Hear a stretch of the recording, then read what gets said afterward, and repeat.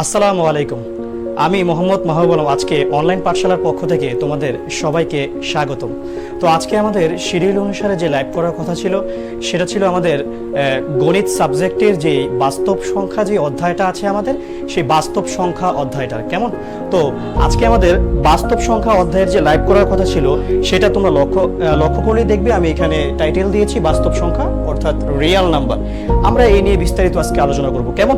তো আমি আশাবাদী তোমরা সবাই এই লাইভটা সম্পূর্ণরূপে দেখবে এবং তোমাদের কাজ কি, তোমাদের কাজ হচ্ছে এই লাইভটা যাতে সবার কাছে পৌঁছায়, অর্থাৎ তোমরা যদি উপকৃত হয় তোমাদের উচিত কি হবে, তোমাদের বন্ধু বান্ধবদেরকেও তো দেখানোর, তাই না?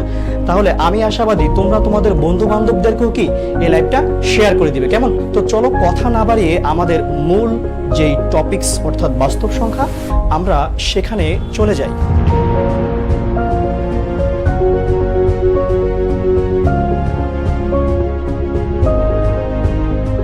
তো দেখো বাস্তব সংখ্যা অর্থাৎ রিয়েল নাম্বার, এখানে আমাদের টুডেজ টপিকস অর্থাৎ আজকের যে টপিকসগুলো আছে যেগুলো নিয়ে আমি আলোচনা করব সেগুলো এখানে লেখা আছে আর এখানে বাস্তব সংখ্যা লেখা আছে। তা আমাদের প্রথমত জানতে হবে বাস্তব সংখ্যা জিনিসটা আসলে কি।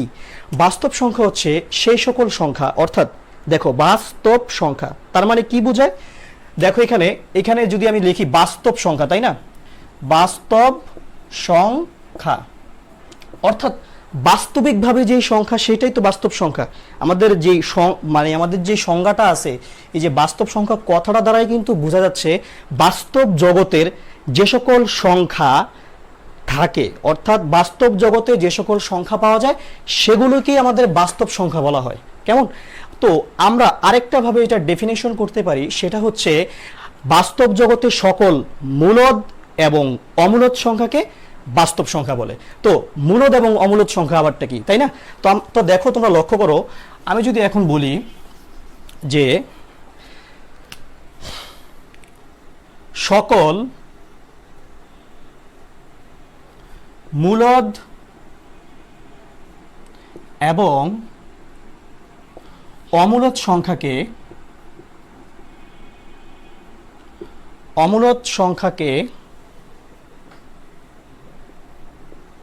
বাস্তব সংখ্যা বলা হয় কেমন, বাস্তব সংখ্যা বলা হয়। তোমরা খাতায় নোট করে রাখতে পারো, কারণ এটা ক নাম্বারে অনেক সময় আসে যে বাস্তব সংখ্যা বলতে কি বুঝো বা বাস্তব সংখ্যা কি।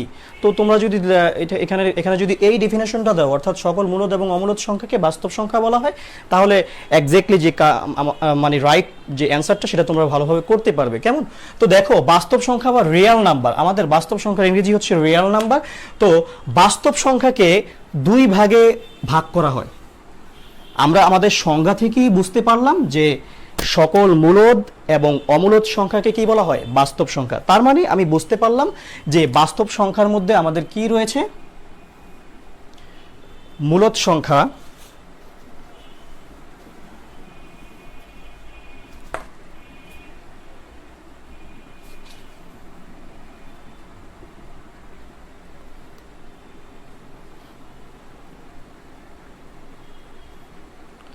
মূলদ সংখ্যা, আরেকটা হচ্ছে অমূলদ সংখ্যা, অমূলদ সংখ্যা। তো খেয়াল করো বাস্তব সংখ্যা হচ্ছে মূলদ সংখ্যা এবং অমূলদ সংখ্যা নিয়ে গঠিত, সেজন্য আমাদের এই বাস্তব সংখ্যাকে শ্রেণীবিভাগ করতে গেলে আমাদের দুইটা সংখ্যা পাওয়া যায়, সেটা হচ্ছে মূলদ সংখ্যা এবং অমূলদ সংখ্যা। এক্স্যাক্টলি তোমরা যদি যে জিনিসটা হয়তোবা জানো অনেকে অথবা অনেকে জানো না, যেই ব্যাপারটা সেটা হচ্ছে কি আমাদের যেই পৃথিবীতে অর্থাৎ বাস্তব জগতে যত ধরনের সংখ্যা আছে সকল সংখ্যা হয় মূলদ সংখ্যা না হয় অমূলদ সংখ্যা, ঠিক আছে? হয় এটা মূলদ সংখ্যা হবে না হয় এটা অমূলদ সংখ্যা হবে কেমন। তো দেখো আমাদের তাহলে দেখো আমরা বলতেছি বাস্তব সংখ্যা, তার মানে নিশ্চয়ই এখানে কি অবাস্তব সংখ্যাও তো একটা আমাদের থিম আছে, তাই না? তাহলে দেখো বাস্তব সংখ্যা তো আমরা জানতে পারলাম যে এটা হচ্ছে আমাদের বাস্তব সংখ্যা, তাহলে অবাস্তব সংখ্যাটা কি আসলে, অবাস্তব সংখ্যাটা কি, তাই না? হোয়াট অবাস্তব সংখ্যা ইজ ইকুয়াল টু হোয়াট। তোমরা এখন তো তোমরা হয়তোবা 9-10 পড়ো বা আমরা যারা চাকরি প্রত্যাশী ভাই বোনরা আছি তারা হয়তোবা ইতিমধ্যেই জানি, যারা সায়েন্স ব্যাকগ্রাউন্ডের আছি আমরা তারা কিন্তু হায়ার ম্যাথ যে সাবজেক্টটা আছে আমাদের ইন্টারে গেলে সেখানে কিন্তু অবাস্তব সংখ্যা অর্থাৎ কাল্পনিক একটা জটিল সংখ্যা ধরা হয়, সেই সংখ্যাটাকে তোমার আইডেন্টিফাই করলে সেটা অবাস্তব সংখ্যা হিসেবে বিবেচিত হয়। কেমন ব্যাপারটা কিরকম দাঁড়ায় দেখো, ব্যাপারটা হচ্ছে সংখ্যা রেখায়, খেয়াল করো, সংখ্যা রেখায় হচ্ছে শূন্য, শূন্য এর বাম দিকে যত যাবে তত কি আসবে, ঋণাত্মক সংখ্যা আসবে, তাই না, আমাদের ঋণাত্মক সংখ্যা, এবং ডান দিকে যত যাবে তত আসবে আমাদের কি, ধনাত্মক সংখ্যা। বাট সংখ্যা রেখায় যে সকল সংখ্যা সংখ্যা রেখায় উপস্থাপন বা সংখ্যা রেখায় প্রকাশিত করা যায় না, সে দেখো এই সকল সংখ্যা কিন্তু সংখ্যা রেখায় প্রকাশিত করা যাচ্ছে, অর্থাৎ এগুলো হচ্ছে বাস্তব সংখ্যা। আর যে সকল সংখ্যা সংখ্যা রেখায় প্রকাশিত করা যাবে না সে সকল সংখ্যাকে আমরা কি বলবো, অবাস্তব সংখ্যা। কেমন, তো দেখো আমাদের অবাস্তব সংখ্যা সম্পর্কে আমরা জানলাম। তো আমাদের এই ডেফিনেশনটা, অর্থাৎ যে আমাদের বাস্তব সংখ্যার যে ডেফিনেশন আরও রয়েছে, অর্থাৎ এগুলোর মূলদ সংখ্যা এবং অমূলদ সংখ্যার আরও যে ভাগগুলো রয়েছে আমরা সেগুলো একটু দেখি। দেখো প্রথমে আমরা এখানে লিখেছি মূলদ সংখ্যা, অর্থাৎ এই মূলদ সংখ্যা কিন্তু আবার দুই ধরনের, একটা হচ্ছে পূর্ণ সংখ্যা এবং আরেকটা হচ্ছে ভগ্নাংশ সংখ্যা। দেখো মূলদ সংখ্যা হচ্ছে দুই ধরনের, একটা হচ্ছে কি পূর্ণ সংখ্যা, আরেকটা হচ্ছে আমাদের ভগ্নাংশ সংখ্যা, ভগ্নাংশ সংখ্যা। কেমন, ওকে, তাহলে আমরা পাচ্ছি আমাদের যে মূলদ সংখ্যা, অর্থাৎ মূলদ সংখ্যা হচ্ছে একটা হচ্ছে পূর্ণ সংখ্যা, আরেকটা হচ্ছে আমাদের কি ভগ্নাংশ সংখ্যা। এবার দেখো পূর্ণ সংখ্যাটা, আমরা পূর্ণ সংখ্যার দিকে আমরা একটু লক্ষ্য করি। পূর্ণ সংখ্যা আবার কয় ধরনের, দেখো পূর্ণ সংখ্যা আবার আলটিমেটলি তোমাদের দুই ধরনের, সেটা হচ্ছে কি ধনাত্মক এবং ঋণাত্মক। দেখো পূর্ণ সংখ্যা হচ্ছে কয় ধরনের, দুই ধরনের। পূর্ণ সংখ্যা হচ্ছে দুই ধরনের, সেটা হচ্ছে ধনাত্মক সংখ্যা,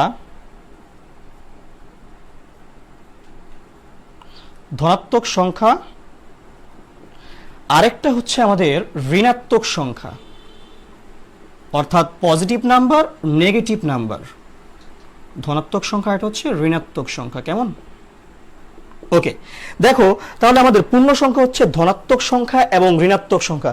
তো এই যে ধনাত্মক এবং ঋণাত্মক সংখ্যা দ্বারা কিন্তু আমাদের পূর্ণ সংখ্যা গঠিত, অর্থাৎ পূর্ণ সংখ্যার যদি আমরা এখন যদি, কারণ এখানে কিন্তু আমি মোটামুটি যে টপিকস নিয়ে আলোচনা করব সেগুলোর সংজ্ঞা আমি দেব, তারপরও একটু এখানে তোমাদের বলি মূলদ সংখ্যা যে জিনিসটা হচ্ছে, মূলদ সংখ্যা হচ্ছে যে সংখ্যাকে ভাগ আকারে বা পি বাই কিউ আকারে প্রকাশ করা যায় সেই সংখ্যাকে সবসময় বলা হয় মূলদ সংখ্যা। কেমন, আর দেখো মূলদ সংখ্যাকে আবার দুই ভাগে ভাগ করা হয়েছে এখানে, পূর্ণ সংখ্যা এবং ভগ্নাংশ সংখ্যা। অর্থাৎ আমি যদি বলি 7, 7 কিন্তু একটা পূর্ণ সংখ্যা। দেখো আমি যদি বলি 7, হ্যাঁ 7 একটা পূর্ণ সংখ্যা। কেন পূর্ণ সংখ্যা, কারণ আমি 7-এর নিচে কিন্তু আলটিমেটলি 1 লিখতে পারি, তাই না, অর্থাৎ পি বাই কিউ। দেখো এখানে 7টাকে যদি আমি পি ধরি আর 1টাকে যদি আমি কিউ ধরি, অর্থাৎ আমাদের যেই মূলদ সংখ্যার যে ফরম্যাট সেটা হচ্ছে পি বাই কিউ আকারে যে প্রকাশ করার যে ফরম্যাটটা সেটাকে স্যাটিসফাইড করবে। অর্থাৎ এই যে 7টা আমাদের কি হবে তাহলে মূলদ সংখ্যা। তাহলে এটা হচ্ছে পূর্ণ সংখ্যার বেলায়। কেমন, এই যে পূর্ণ সংখ্যার বেলায় এই যে 7টা হচ্ছে কি আমার মূলদ সংখ্যা। তেমনিভাবে তোমার এখানে 6ও হতে পারে, 5ও হতে পারে, 15ও হতে পারে, 16 হতে পারে, অর্থাৎ দশমিক বাদে যেই সংখ্যাগুলো এগুলো আমাদের মূলদ সংখ্যা। কেমন, তো দেখো যে পূর্ণ সংখ্যা, সরি, তো দেখো এই যে ভগ্নাংশ সংখ্যা, ভগ্নাংশ সংখ্যাটা আমাদের কি, এই ভগ্নাংশ সংখ্যাটা হচ্ছে আমাদের দশমিক আকারে থাকবে। অর্থাৎ তুমি দেখো লক্ষ্য করলে দেখবে যদি আমি লিখি 2.35, এই সংখ্যাটাকে আমাদের মূলদ সংখ্যার টার্গেটটা হচ্ছে কি, মূলদ সংখ্যার টার্গেটটা হচ্ছে আমাদের পি বাই কিউ। কেমন, পি বাই কিউ, এটা হচ্ছে আমাদের এই ফরম্যাট অনুযায়ী সাজাতে হবে। অর্থাৎ মূলদ সংখ্যাকে আমাকে পি বাই কিউ আকারে যদি আমি সাজাতে পারি তাহলেই সেটা আমার মূলদ সংখ্যা হবে, আর না হয় হবে না। এখন দেখো তাহলে এই সংখ্যাটা আমি তো এখন মূলদ সংখ্যাকে আবার দুই ভাগে ভাগ করা হয়, একটা পূর্ণ সংখ্যা, একটা ভগ্নাংশ সংখ্যা। তো পূর্ণ সংখ্যাটা আমি এখানে উদাহরণ দিয়েছি। এখন তোমরা দেখো যে ভগ্নাংশ সংখ্যা অর্থাৎ দশমিক সংখ্যা বা ভগ্নাংশ বলতে ভাগ আকারে যেটা বোঝায় সেটা। তো দেখো এই সংখ্যাটাকে আমি কি করতে পারি, এই সংখ্যাটাকে আলটিমেটলি আমি এখানে যদি আমি এখানে এই পয়েন্টটা উঠিয়ে 2, 3, 5 লিখি, অর্থাৎ পয়েন্টের জন্য 1, আর এখানে 3-এর জন্য একটা 0, আর এই 5-এর জন্য একটা 0। অর্থাৎ দেখো আলটিমেটলি কিন্তু এখানেও আমরা দেখতে পাচ্ছি, দেখো পি বাই কিউ যে ফরম্যাটটা সেই ফরম্যাটটা কিন্তু এখানেও স্যাটিসফাইড হচ্ছে। অর্থাৎ এটা হচ্ছে আমাদের পি আর এটা হচ্ছে আমাদের কি কিউ, অর্থাৎ এটাও আমাদের মূলদ সংখ্যা। একটা হচ্ছে পূর্ণ সংখ্যার বেলায় মূলদ সংখ্যা, আর একটা হচ্ছে ভগ্নাংশ সংখ্যার বেলায় মূলদ সংখ্যা। তারপরও আমি এইটা নিয়ে আরও ডিটেলস আলোচনা করব, আমাদের যে টুডেজ টপিকসগুলো রয়েছে সিরিয়াল বাই আমরা সেটা আলোচনা করব, কেমন? ওকে, আমি আশাবাদী তোমরা এতটুকু বুঝতে পেরেছো। তো আমি আশাবাদী তোমরা সবাই এই লাইভটি তাড়াতাড়ি শেয়ার করে দাও। শেয়ার করলে কি হবে, তোমাদের যে বন্ধু বান্ধব আছে বা তোমাদের যে ক্লাসমেট আছে সবাই এই লাইভ ক্লাসটি দেখতে পাবে, তো সবার উপকার হবে। তো তুমি কি চাইবে না তোমার বন্ধু বান্ধবরা এখান থেকে উপকৃত হোক? তো আমি আশাবাদী তোমরা সবাই এই লাইভ ক্লাসটি শেয়ার করে দিবে। তো দেখো আমাদের এখানে আমরা যে আলোচনায় ছিলাম, আমাদের পূর্ণ সংখ্যা হচ্ছে ধনাত্মক দুই ধরনের, একটা হচ্ছে ধনাত্মক সংখ্যা, আরেকটা হচ্ছে কি ঋণাত্মক সংখ্যা। দেখো পূর্ণ সংখ্যা হচ্ছে একটা হচ্ছে ধনাত্মক সংখ্যা আর একটা হচ্ছে ঋণাত্মক সংখ্যা। তো এই হচ্ছে আমাদের বেসিক মোটামুটি। তো দেখো এরপরে আমাদের যে ভগ্নাংশ সংখ্যা, সেই ভগ্নাংশটা হচ্ছে দুই ধরনের।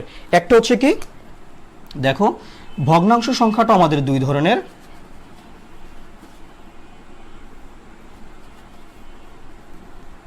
একটা হচ্ছে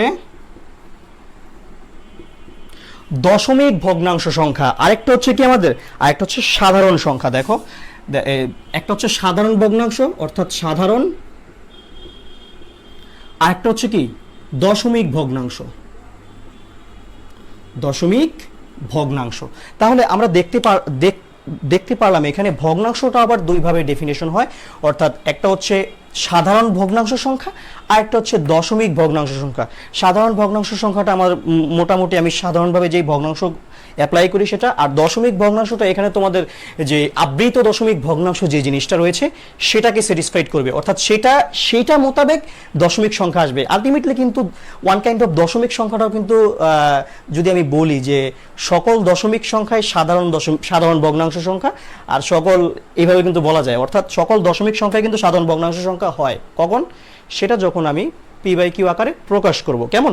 তো আমি আশাবাদী তোমরা এতটুকু বুঝতে পেরেছো।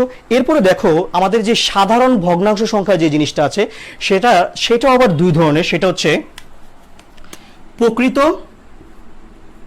দেখো সেটা হচ্ছে প্রকৃত এবং অপকৃত। প্রকৃত এবং অপকৃত, অর্থাৎ সাধারণ ভগ্নাংশ সংখ্যা দুই ধরনের, একটা হচ্ছে প্রকৃত আর একটা হচ্ছে অপকৃত। তো তোমরা লক্ষ্য করো প্রকৃত ভগ্নাংশ কোনটা? প্রকৃত ভগ্নাংশ সেটাই যার লব বড় এবং যার হর বড় এবং লব ছোট, সেটা হচ্ছে আমাদের প্রকৃত সাধারণ ভগ্নাংশ, অর্থাৎ প্রকৃত ভগ্নাংশ যেটা, হ্যাঁ। আর অপকৃত হচ্ছে যার লব ছোট, সেটাই আমাদের অপকৃত ভগ্নাংশ, কেমন? যেটা আমরা ক্লাস 6-7 আমরা পড়েছি। তো আমি আশাবাদী এতটুকু আমরা আজকে যে এতটুকু এখানে আমাদের যতটুকু টপিকস এখানে পড়ানো হয়েছে, তোমরা সবাই এই টপিকসের যে বেসিক জিনিসগুলো সেগুলো বুঝতে পেরেছো। এবং আমি আশাবাদী এই যে তোমরা যে বুঝতে পেরেছো, তোমাদের তাহলে আমি আবারও বলতেছি করণীয় কি, তোমরা লাইভ ক্লাসটি শেয়ার করে দাও। তো দেখো সাধারণ ভগ্নাংশ, এরপরে দেখো এখানে ভগ্নাংশ সংখ্যার আরেকটা ডেফিনেশন হচ্ছে দশমিক, তাই না? অর্থাৎ দশমিক ভগ্নাংশ বলতে আমাদের দশমিক আকারে যে সংখ্যাগুলো থাকবে সেটাই হচ্ছে আমাদের দশমিক ভগ্নাংশ। তো আমাদের বাস্তব সংখ্যা বুঝতে হলে যে জিনিসগুলো দরকার সেগুলো মোটামুটি এখানে আমাদের শেষ, অর্থাৎ মূলদ সংখ্যার ব্যাপারটা আমরা শেষ করলাম। এবং এখন দেখো অমূলদ সংখ্যা জিনিসটা কি, তাহলে দেখো মূলদ সংখ্যা তো আমরা বুঝতে পারলাম, আর অমূলদ সংখ্যা হচ্ছে কি, দেখো অমূলদ সংখ্যা হচ্ছে অসীম দশমিক সংখ্যা। দেখো অসীম যেই দশমিক সংখ্যাগুলো রয়েছে আলটিমেটলি আমাদের মূলদ সংখ্যার যে ব্যাপারগুলো, সেখানে আমাদের এই অমূলদ সংখ্যার যে ব্যাপারটা সেটা হচ্ছে আমাদের অসীম দশমিক ভগ্নাংশ। এর অর্থটা কি দাঁড়ায়? এর অর্থটা দাঁড়ায় যদি আমি লিখি 7 2 3 5 9 7 1 ... অর্থাৎ এটার কোনো শেষ থাকবে না, অর্থাৎ কি অসীম হবে। অসীম হলেই সেটা আমাদের কি হয়ে যাবে? অমূলদ সংখ্যা। জাস্ট এটা আমাদের মাথায় রাখলেই হবে। আরেকটা ব্যাপার, ওই যে বলেছিলাম p/q, তাহলে এটা হচ্ছে p/q, এটার সমান। দেখো আমি এখানে যদি এই জিনিসটা এইভাবে যদি লিখি, p/q হচ্ছে মূলদ সংখ্যা হচ্ছে সমান সমান p/q, আর অমূলদ সংখ্যা হচ্ছে is not equal to p/q, অর্থাৎ is not equal to p/q হচ্ছে আমাদের অমূলদ সংখ্যা, কেমন? মানে এই যে p/q আছে আমাদের, এই p/q ফরম্যাটটা অমূলদ সংখ্যা তোমার অমূলদ সংখ্যার ক্ষেত্রে সংজ্ঞার ক্ষেত্রে স্যাটিসফাইড নয়, বাট মূলদ সংখ্যার ক্ষেত্রে সেটা অলওয়েজ স্যাটিসফাইড, অর্থাৎ p/q আকারে যে কোনো সংখ্যাকে আমরা মূলদ সংখ্যা বলবো, আর যেই সংখ্যাটাকে কখনোই p/q আকারে প্রকাশ করা যাবে না সেই সংখ্যাটাকে আমরা কি বলবো, অমূলদ সংখ্যা বলবো। ওকে, আমাদের যেই বাস্তব সংখ্যার যে চার্টটা রয়েছে অর্থাৎ বেসিক যে মোটামুটি ধারণা রয়েছে আমি আশাবাদী তোমরা এতটুকু বুঝতে পেরেছো। এখন আমি আমাদের যে টুডেস টপিকসগুলো রয়েছে অর্থাৎ আমাদের 9-10 অর্থাৎ নবম ও দশম শ্রেণীর যে আমাদের প্রথম যে অধ্যায়টা বাস্তব সংখ্যার সেটার ধারাবাহিক যেই আমাদের সংখ্যাগুলো রয়েছে সেগুলো আমি এখানে তোমাদের ধারাবাহিকভাবে পর্যায়ক্রমে বোঝাবো। কেমন? তো তোমরা লক্ষ্য করো,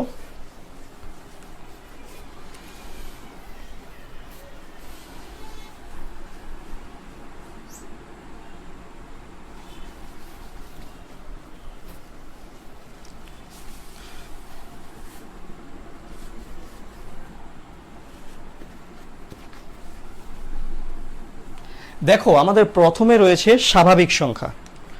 দেখো প্রথমে আমাদের আছে কি, স্বাভাবিক সংখ্যা। তাহলে স্বাভাবিক সংখ্যা আমরা কি বুঝি, আমরা স্বাভাবিক সংখ্যা বুঝি সংখ্যা রেখায় আমাদের যে সংখ্যাগুলো রয়েছে অর্থাৎ 1 2 3 4 5 6 এই ডট ডট ডট এবং মাইনাস সহ যে সংখ্যাগুলো রয়েছে সবগুলো সংখ্যাকে কি বলা হয়, স্বাভাবিক সংখ্যা। তাহলে স্বাভাবিক সংখ্যা সম্পর্কে আমরা আইডেন্টিফাই করতে পারলাম, অর্থাৎ এখানে পূর্ণ সংখ্যা হবে। কেমন? তো দেখো পূর্ণ সংখ্যা হবে, তাহলে দেখো পূর্ণ সংখ্যার ক্ষেত্রে আমরা এবার কি বলতে পারি, তাহলে দেখো পূর্ণ সংখ্যা হচ্ছে সকল ধনাত্মক এবং ঋণাত্মক অখণ্ড সংখ্যাসমূহকে পূর্ণ সংখ্যা বলা হয়। আমাদের যেই পূর্ণ সংখ্যার যে আমাদের সংজ্ঞাটা রয়েছে তোমরা একটু লেখো এখানে, যে সকল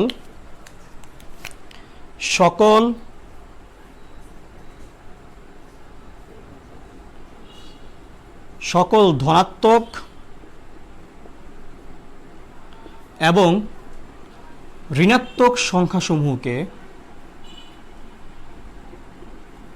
ঋণাত্মক অখণ্ড, এখানে অর্থাৎ পি বাই কিউ আকারে হবে না, অখণ্ড হতে হবে। কেমন?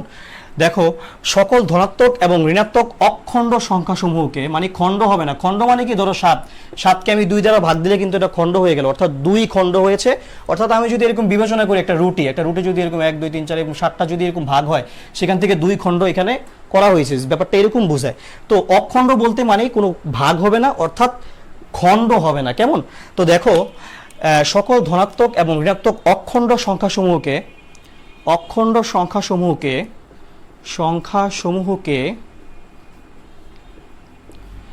পূর্ণ সংখ্যা বলা হয়, পূর্ণ সংখ্যা বলা হয়। এই হচ্ছে আমাদের পূর্ণ সংখ্যার যেই সংজ্ঞা সেটা। তাহলে আমরা পূর্ণ সংখ্যার সংজ্ঞা থেকে আমরা পাচ্ছি কি, সকল ধনাত্মক এবং ঋণাত্মক, অর্থাৎ এখানে যদি -2 হয় -3 হয় ডট ডট ডট ডট, তারপরে এখানে -1 যদি হয়ে থাকে -1, তারপরে এখানে আমাদের যদি 0 হয় 0 হলো, তারপরে এখানে 1 2 3 4 ডট ডট ডট ডট এরকম যদি হয়, তাহলে এই যে প্রত্যেকটা দেখো এখানে আমাদের যে সংজ্ঞাটা রয়েছে সেটা হচ্ছে ধনাত্মক এবং ঋণাত্মক। তাহলে দেখো এতটুকু আমাদের কি ধনাত্মক, দেখো সকল ধনাত্মক, এখানে শূন্যটা আসবে না অবশ্য। দেখো এখানে এই যে সকল ধনাত্মক এবং ঋণাত্মক যেই অখণ্ড সংখ্যা, অর্থাৎ সংখ্যা রেখার মধ্যে আমাদের যেই শূন্য বাদে বাম পাশ এবং ডান পাশে যেই সংখ্যাগুলো রয়েছে অর্থাৎ অখণ্ড সংখ্যাগুলো রয়েছে সেগুলোই হচ্ছে আমাদের কি, পূর্ণ সংখ্যা। ওকে, এরপরে চলে যাই আমরা আমাদের ভগ্নাংশ সংখ্যায়। আমাদের পূর্ণ সংখ্যা কমপ্লিট, এরপরে চলে যাই আমাদের ভগ্নাংশ সংখ্যা। ভগ্নাংশ সংখ্যা বলতে আমরা কি বুঝি, ভগ্নাংশ সংখ্যা হচ্ছে সেই ধরনের সংখ্যা যেগুলো কি হয়, ভাগ আকারে থাকে। অর্থাৎ এটাকে তুমি দশমিক বলতেও পারো, দশমিক সংখ্যা, সাধারণ যে দশমিক সংখ্যা আছে সেটাও বলতে পারো। তো দেখো ভগ্নাংশ অর্থে দেখো আমি যদি লিখি 7/5, তাহলে এই সংখ্যাটা একটা ভগ্নাংশ সংখ্যা। কেমন? ভগ্নাংশ সংখ্যা। ঠিক তেমনিভাবে আমি যদি এখানে লিখি 3.5, এটা একটা দশমিক সংখ্যা এবং ভগ্নাংশ সংখ্যা। কিভাবে? দেখো আমি যখন 35 আর এখানে পয়েন্টের জন্য 1 আর 5-এর জন্য একটা 0, তো দেখো যখন আমি এটাকে এইভাবে প্রকাশ করব তখন কিন্তু আলটিমেটলি সেটা আমার ভগ্নাংশ সংখ্যার যেই ফরম্যাটটা রয়েছে সেই ফরম্যাটটাকে স্যাটিসফাইড করবে। অর্থাৎ আমাদের ভগ্নাংশ সংখ্যাটা হবে 35/10। ওকে, অর্থাৎ এরকম সংখ্যাই, অর্থাৎ এই যে p/q আকারে যে ফরম্যাটটা, এগুলোকে আমাদের মূলত ভগ্নাংশ সংখ্যা বলে। আমরা মোটামুটি এই ব্যাপারটা সবাই জানি, তো এটা নিয়ে আর ডিটেলস আলোচনা করলাম না। দেখো আমাদের তাহলে ভগ্নাংশ সংখ্যাটা কমপ্লিট হয়ে গেল। এবার আমাদের যে মূলদ সংখ্যা রয়েছে সেই মূলদ সংখ্যা,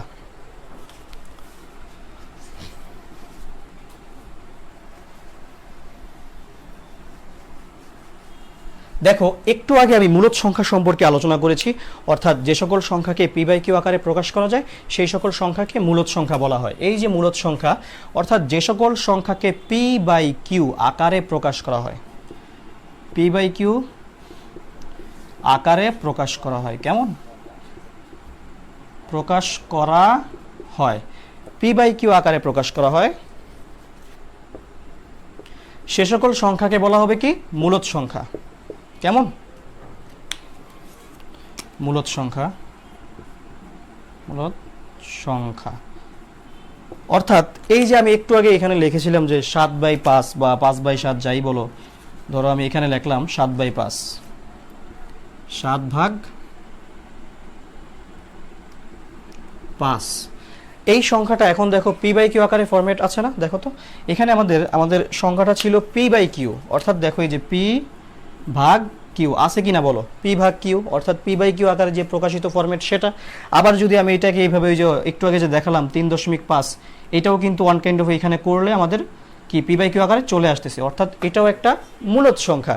কিন্তু কিছু কিছু দশমিক সংখ্যা রয়েছে, অর্থাৎ দেখো তোমরা কিছু কিছু এরকম দশমিক সংখ্যা রয়েছে যেগুলোকে বলা হয় অনাবৃত দশমিক ভগ্নাংশ সংখ্যা। অনাবৃত যেই দশমিক ভগ্নাংশ সংখ্যা, অর্থাৎ যেই সংখ্যা দশমিক ভগ্নাংশ সংখ্যাগুলোকে আবৃত করা যাবে না, অর্থাৎ অসীম পর্যন্ত যেই দশমিক সংখ্যা, যেমন সাপোজ ধরো এখানে 3.1 2 5 7 9 5 6, সাপোজ ধরো 2 7, তারপরে 8 ধরো এখানে, তারপরে ধরো এরকম 1 ডট ডট ডট ডট। ধরো এই যে এখানে সংখ্যা, দেখো এই সংখ্যাটাকে আবৃত করা কিন্তু যাচ্ছে না, অর্থাৎ আমরা আবৃত দশমিক ভগ্নাংশ যেগুলো জানি সচরাচর, সেটা হচ্ছে আমাদের দশমিকের পরে যখন একই সংখ্যা বারবার আসে সেটা হচ্ছে আবৃত দশমিক ভগ্নাংশ, অর্থাৎ সেই জিনিসটাকে আবৃত করে লেখা যায়। কীরকম সেটা একটু লিখি। দেখো সাপোজ ধরো এখানে 3 দশমিক আছে 1 2 5 1 2 5 1 2 5 এভাবে আছে, কেমন। তাহলে এই সংখ্যাটাকে কিন্তু আমরা এখন বলতে পারবো আবৃত দশমিক ভগ্নাংশ, যা ওয়ান কাইন্ড অফ মূলদ সংখ্যা। তাহলে দেখো এই সংখ্যাটাকে বলা হবে কি আবৃত দশমিক ভগ্নাংশ, আবৃত দশমিক ভগ্নাংশ, দশমিক ভগ্নাংশ, আবৃত দশমিক ভগ্নাংশ। তাহলে এই সংখ্যাটা আবৃত দশমিক ভগ্নাংশ কিভাবে, দেখো আমাদের এটা আবৃত করে এভাবে, আমাদের যে ম্যাথমেটিক্যাল রুলস আছে সেটা হচ্ছে যেই সংখ্যা সমূহগুলো একই সংখ্যা বারবার রিপিট হয় সেটার দশমিকের পর প্রথমে যেই সংখ্যাটা এবং লাস্টে যেই সংখ্যাটা থাকবে সেটার উপর দুইটা বিন্দু বসাতে হয়, যেটাকে ম্যাথমেটিক্যাল ভাষায় বলা হয় পৌনঃপুনিক, কেমন। তো দেখো এখানে আমরা যখন 1 2 5 লিখবো, অর্থাৎ দেখো দশমিকের পরে যে সংখ্যাটা সেটার উপর একটা যদি এভাবে বিন্দু দেই এবং লাস্টে যেই সংখ্যাটা, অর্থাৎ যেই সংখ্যাটা বা যেই সংখ্যাসমূহ বারবার রিপিট হচ্ছে সেটা লাস্টের যেটা আছে সেটার মধ্যে যদি একটা বিন্দু বসাই, অর্থাৎ তাহলে এখানে বোঝাচ্ছে এটা একটা পৌনঃপুনিক আর এটা একটা পৌনঃপুনিক। এই পৌনঃপুনিক দ্বারা এখানে এই যে আমি যে প্রথমে এবং লাস্টে বিন্দু বসালাম, অর্থাৎ পৌনঃপুনিক বসালাম, এটা দ্বারা কিন্তু এখানে দুইয়ের উপরও পৌনঃপুনিক বোঝায়, অর্থাৎ এটাকে একটা প্রথমে এবং লাস্টে দ্বারা মাঝখানের গুলো বোঝানো হয়। অর্থাৎ এই কথাটার মানেই হচ্ছে 1 2 5 3.1 2 5 বারবার অসীম পর্যন্ত আসবে, এটা এইভাবে যেতেই থাকবে অসীম পর্যন্ত, এটার কোনো শেষ নেই, কেমন। তো এই সংখ্যাটাকে কিন্তু আলটিমেটলি পি বাই কিউ আকারে প্রকাশ করা যায়। তো দেখো এটাকে কিভাবে পি বাই কিউ আকারে প্রকাশ করা যায়, দেখো আমাদের যে ম্যাথমেটিক্যাল রুলস রয়েছে এটাকে টোটালটা আগে লিখতে হয়,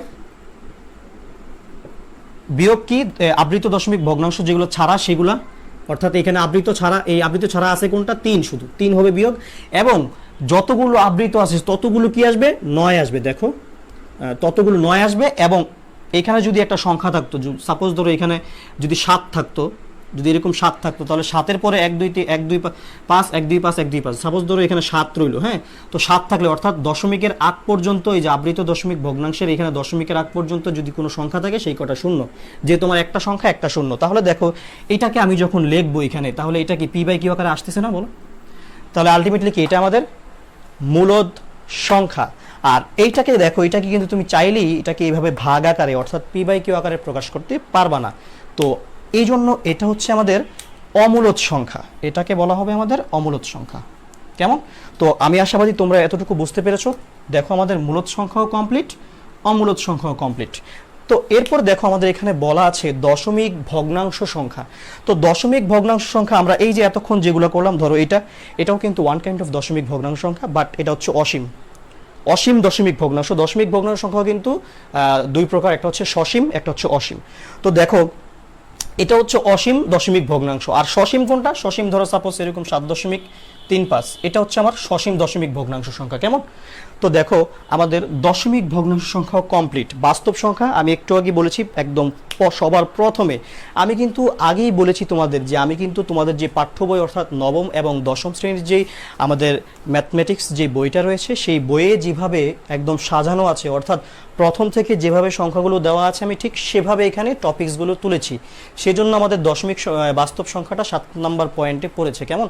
তো দেখো বাস্তব সংখ্যা আমাদেরকে আমরা একটু আগে জানতে পারলাম যে সকল মূলদ এবং মানে সকল মূলদ এবং অমূলদ সংখ্যা কি বলা হবে? কি বাস্তব সংখ্যা। অর্থাৎ বাস্তব জগতের যে সকল সংখ্যাকে আমি সংখ্যা রেখায় প্রকাশ করতে পারবো সেই সংখ্যাগুলোকে বলা হবে বাস্তব সংখ্যা, আর যেগুলোকে আমি সংখ্যা রেখায় প্রকাশ করতে পারবো না সেগুলোকে বলা হবে অবাস্তব সংখ্যা। তাহলে দেখো বাস্তব সংখ্যা আমাদের কমপ্লিট। এরপরে আমাদের আছে দেখো ধনাত্মক সংখ্যা। এরপর আমাদের আছে কি? ধনাত্মক সংখ্যা। দেখো তাহলে ধনাত্মক সংখ্যা সম্পর্কে আমরা কি জানি? আমরা জানি আমাদের সংখ্যা রেখার আমরা যদি এখানে একটু জিনিসটা লিখি, তোমরা লক্ষ্য করো,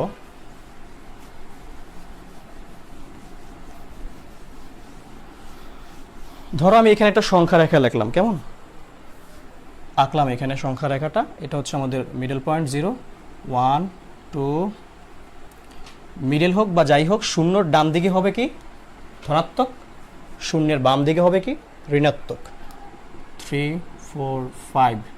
দেখো এই যে এখানে দেখো বলছে ধনাত্মক সংখ্যা, অর্থাৎ এই যে শূন্য থেকে শুরু করে এই যে অসীম পর্যন্ত, অর্থাৎ আমরা যদি আমাদের ইন্টারের যে আমাদের ফরম্যাটটা রয়েছে, অর্থাৎ এখানে কিন্তু শূন্য আসবে না। ব্যাপারটা হচ্ছে এরকম, এই যে শূন্য যে এইখানে যে শূন্য যে আমাদের এই ইন্টারে কিন্তু আমাদের জটিল সংখ্যা যে চ্যাপ্টারটা রয়েছে সেখানে কিন্তু এই যে এটাকে এইভাবে দেখানো হয়, অর্থাৎ শূন্য বাদে আমাদের যেই আমাদের যেই রেখাটা, অর্থাৎ এদিকে যতই যাওয়া হবে, এই যে শূন্য বাদে এদিকে যতই যাওয়া হবে ততই আমাদের সব কি আসবে? আলটিমেটলি ধনাত্মক সংখ্যা। কেমন? আলটিমেটলি ধনাত্মক সংখ্যা। তাহলে শূন্য থেকে এই সাইডে যে ডান সাইডে ডাইন দিকে যতটুকু যাবে সেগুলো হচ্ছে আমাদের ধনাত্মক সংখ্যা। তাহলে আমাদের ধনাত্মক সংখ্যা কমপ্লিট। এবার দেখো আমাদের ঋণাত্মক সংখ্যা, অর্থাৎ শূন্য থেকে এই যে আমাদের শূন্য থেকে যত বাম দিকে যাওয়া যাবে, -2 -3, অর্থাৎ যত বামে যাব আমরা এই যে অসীম পর্যন্ত, এখানে দশমিকও থাকতে পারে, ভাগাকারে থাকতে পারে, আমাদের যত বাম দিকে যাব তত আমাদের কি আসবে? ঋণাত্মক সংখ্যা আসবে। অর্থাৎ দেখো এই যে আমাদের এই যে একটা বিন্দু, এখানে যে একটা সার্কেল আঁকছি, এখানে সার্কেলটার শূন্যর যেই দাগটা, শূন্যর দাগ বরাবর কিন্তু সার্কেলটা নাই। সার্কেলটা হচ্ছে এই যে মানে শূন্য দাগ বরাবর সার্কেলটা আছে ঠিকই, বাট এই একদম এখান থেকে কিন্তু এই যে দাগের থেকে কিন্তু আমাদের রেখাটার এই যে যেই অংশটা, অর্থাৎ আমি যেই রেখাটা এখানে বোল্ড করতেছি সেই বোল্ড করার অংশটা কিন্তু এই দাগে পড়ছে না, অর্থাৎ এখানে শূন্য ব্যতীত বোঝাচ্ছে। কেমন? যেটা তোমরা আলটিমেটলি আমাদের যে সায়েন্স রিলেটেড যে ইন্টারের যে আমাদের টপিকস রয়েছে সেখানে তোমরা হয়তো এই ব্যাপারটা আরও ভালো বুঝবে, এবং এই ব্যাপারটা কিন্তু আমাদের হায়ার যে সাবজেক্ট আছে সেখানেও কিন্তু আছে, 9-10-এর যে বই সেখানে আমাদের ফাংশন সেট ফাংশনের যে অধ্যায়টা আছে সেখানে কিন্তু খুব সুন্দরভাবে এই জিনিসগুলো দেওয়া আছে। কেমন? তো দেখো এই যে এখানে শূন্য বাদে শূন্যের এই বাম দিকে সংখ্যা রেখা যত যাবে তুমি যত যাও এখানে অসীম পর্যন্ত যেতেই থাকবা, সব আসবে কি ঋণাত্মক সংখ্যা। অর্থাৎ শূন্যর বাম দিকে সংখ্যা রেখার যত সংখ্যা আসবে সব ঋণাত্মক সংখ্যা। অর্থাৎ ব্যাপারটা এরকম বোঝায় যে কোনো সংখ্যার আগে মাইনাস থাকলেই সেটা কি ঋণাত্মক সংখ্যা। যদি এখানে -9 থাকে তাহলে, অর্থাৎ 9 থাকে, সেটাও ঋণাত্মক সংখ্যা। যদি এখানে -6 থাকে সেটাও কি হবে? ঋণাত্মক সংখ্যা। তাহলে দেখো আমাদের ঋণাত্মক সংখ্যা কমপ্লিট। এবার দেখো একটা মজার বিষয়, এখানে ঋণাত্মক সংখ্যা লাগছে আর এখানে লাগছে অঋণাত্মক সংখ্যা। তার মানে ব্যাপারটা কিরকম জটিল লাগতেছে না আমাদের কাছে? যে অঋণাত্মক ব্যাপারটা মানে কি? দেখো অঋণাত্মক অর্থাৎ এখানে ঋণাত্মক ছাড়া ব্যাপার বোঝাচ্ছে, কিন্তু ব্যাপারটা কিন্তু এরকম না। ব্যাপারটা হচ্ছে শূন্য সহ সকল ধনাত্মক সংখ্যাকে বলা হবে কি অঋণাত্মক সংখ্যা। কেমন? অর্থাৎ আমরা কিন্তু ঋণাত্মক সংখ্যা বলতে শুধু এই যে এদিকে বুঝাই, বাট এটা কিন্তু তখন এই যে আমাদের অঋণাত্মক সংখ্যা, অর্থাৎ এটা টোটালটা থেকে শুরু হয়ে শূন্য সহ সকল ধনাত্মক সংখ্যাকে বলা হবে কি অঋণাত্মক সংখ্যা, অর্থাৎ অঋণাত্মক সংখ্যার মধ্যে শূন্য থাকবে আর ধনাত্মক সংখ্যার মধ্যে শূন্য থাকবে না। শূন্য বাদে ডান দিকে যেগুলো সেগুলো হচ্ছে ধনাত্মক, আর শূন্য সহ ডান দিকে যেগুলো সেগুলো হচ্ছে অঋণাত্মক সংখ্যা। তো আমি আশাবাদী তোমরা আজকের যে টপিক্সের যে আমাদের আলোচনা অর্থাৎ বাস্তব সংখ্যার যে আলোচনা বেসিক যে জিনিসগুলো রয়েছে আমি সেগুলো আজকে তোমাদের এখানে আলোচনা করেছি। তো আমি আশাবাদী তোমরা সবাই এই টপিক্সটা ভালোভাবে বুঝতে পেরেছো। তারপরে যদি কোনো তোমাদের প্রবলেম থাকে তোমরা অবশ্যই কমেন্ট বক্সে জানাবে। আর হ্যাঁ, অবশ্যই কিন্তু আমাদের এই ভিডিওটি শেয়ার করে দেবে। শেয়ার করে দিলে তোমাদের বন্ধুবান্ধব যারা আছে সবাই কিন্তু ভিডিওটি দেখে কিছুটা হলেও উপকৃত হতে পারবে। তো তোমাদের যাদের যে কোনো জায়গায় প্রবলেম তোমরা অবশ্যই কমেন্ট সেকশনে জানাও, কেমন? তো আজকে এই পর্যন্তই। তো অনলাইন পাঠশালার সাথেই তোমরা থাকবে এবং আমাদের যে অনলাইন পাঠশালার ইউটিউব চ্যানেলটি রয়েছে সেটাকে তোমরা সাবস্ক্রাইব করে দিবে এবং পাশে থাকা বেল আইকনটি বাজিয়ে দিবে। তাহলে কি হবে? তাহলে প্রতিনিয়ত আমাদের যে ভিডিওগুলো আপলোড হবে সেই ভিডিওগুলো তোমাদের টাইমলাইনে তোমরা সবার প্রথমে নোটিফিকেশনের মাধ্যমেই পেয়ে যাবে, কেমন? তো আজকে এই পর্যন্তই। সবাই সুস্থ থাকো, ভালো থাকো, আল্লাহ হাফেজ।